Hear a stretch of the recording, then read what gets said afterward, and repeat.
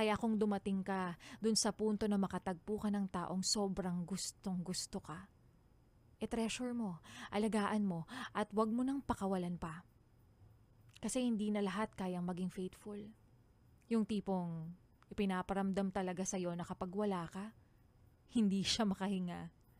Kapag wala ka, parang guguho yung mundo niya. Kapag nag-away kayo, hindi niya kinakaya. Kapag may hindi pagkakaintindihan, hindi na niya patatagalin pa. Kapag nagsiselos ka, i-assure kang ikaw lang ang mahal niya. Dahil may mga tao pa na kayang iparamdam sa'yo na ikaw ang kukumpleto sa mundo niya. Dahil kapag gusto ka, gusto ka. Hindi mo kailangan magmakaawa na mahalin ka dahil ibibigay niya sa'yo ng kusa dahil kamahal-mahal ka. Dahil hindi trabaho para sa kanya na iparamdam na kamahal-mahal ka at hindi responsibilidad para sa kanya na pasayahin ka. Kaya sana makatagpo ka ng taong ipaparamdam sa'yo na sobra ka pa sa sobra.